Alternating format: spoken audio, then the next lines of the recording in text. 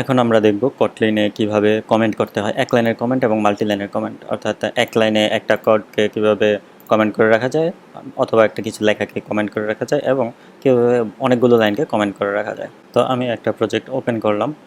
এখন এই প্রজেক্টে যদি আমার মনে হয় যে আমি একটা সিঙ্গেল কমেন্ট করবো, তো আমি একটু স্পেস করে নিলাম। দুইটা স্ল্যাশ দিলে এটা হচ্ছে কমেন্ট। দুইটা স্ল্যাশের পরে আমি যা খুশি তাই লিখে দিতে পারি, সেটা আর এক্সিকিউট হবে না। যেমন মেইন ফাংশনে ঢোকার পরে তো এই লাইনটা এক্সিকিউট হবে। আমি যদি এখানে এই দুইটা স্ল্যাশ দিয়ে দিই এই লাইনের আগে, তাহলে আর এই লাইনটা এক্সিকিউট হবে না। তো এটাই হচ্ছে যে কমেন্ট করা। কমেন্ট করলে হচ্ছে এই লাইনটা ডিসেবল হয়ে যায়, বা এই লাইনটার কোনো কার্যকারিতা থাকে না।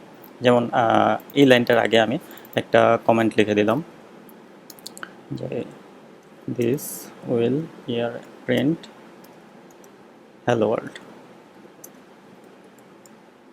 এই কমেন্ট করে দিলাম। তো এই লাইনটা কিন্তু এক্সিকিউট হবে না বা কোনো এরর হবে না, কারণ হচ্ছে এটা একটা কমেন্ট করা। আচ্ছা, তো এখন প্রিন্ট এলএন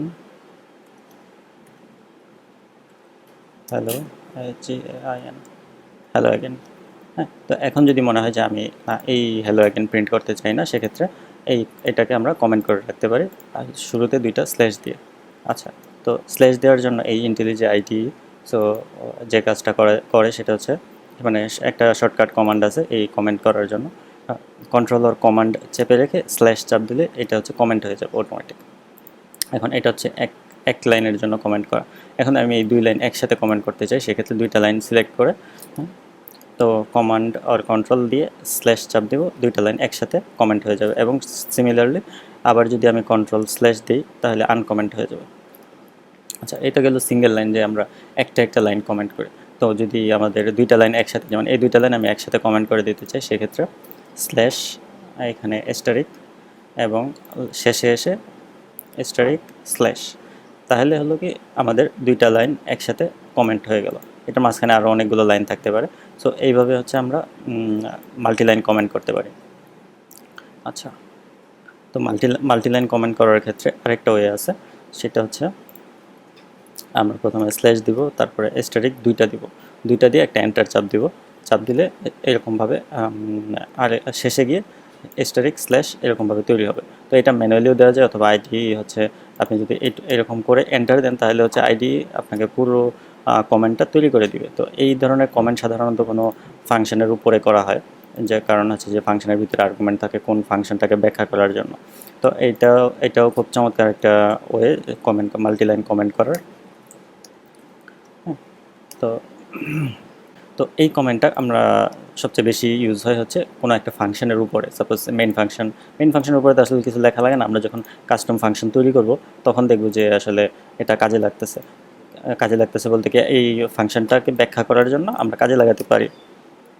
যেমন আমরা এখানে একটা আর্গস দিলাম, ARGS ARRAY অ্যারে, আমরা একটা স্ট্রিং এর অ্যারে, সো আমরা এখানে পাস করতেই পারি। হ্যাঁ, তো মেইন ফাংশনের ভিতরে একটা প্যারামিটার আছে সাপোজ। এখন আমরা এই স্ল্যাশ দিলাম, দুইটা স্টারিক চিহ্ন দিয়ে এন্টার দিলাম। তো এটা দেওয়ার পরে আমরা এখানে কিন্তু ইউজ করতে পারি @ARG অথর কে লিখছে, সাপোজ এখানে অথর দিয়ে আমি নাম লিখে দিলাম। হ্যাঁ, তো প্যারাম, কী প্যারাম আছে, ARGS, এই যে আর্গস নামে একটা প্যারাম আছে। হ্যাঁ, তো এই প্যারামের কী ব্যাখ্যা হবে আমি সেই ব্যাখ্যাটা আমি লিখে দিতে পারি যে this will take some string, or a string array will take string array। তো এইভাবে আমরা হচ্ছে লিখে দিতে পারি। যেমন মাল্টিপল আর্গুমেন্ট, মাল্টিপল প্যারামিটার থাকলে হচ্ছে এখানে আমরা আরেকটা প্যারাম দিয়ে আরেকটা প্যারামিটারের নাম এবং সেটা কী কাজ করে সেটা ব্যাখ্যা করে দিতে পারি। তো এইভাবে আছে আমরা কমেন্ট করে একটা কোডকে ডিসেবল করে রাখতে পারি, বা এক লাইনে আমরা একটা কোড মানে এই কোডটার ব্যাখ্যাটা আমরা লিখে রাখতে পারি, যাতে আমাদের বুঝতে সুবিধা হয়। যেমন একটা লজিক লিখলাম, লজিকটা কী কাজ করে সেটা সবসময় হয়তো মনে নাও থাকতে, সেক্ষেত্রে আমরা কমেন্ট করে রেখে দিতে পারি।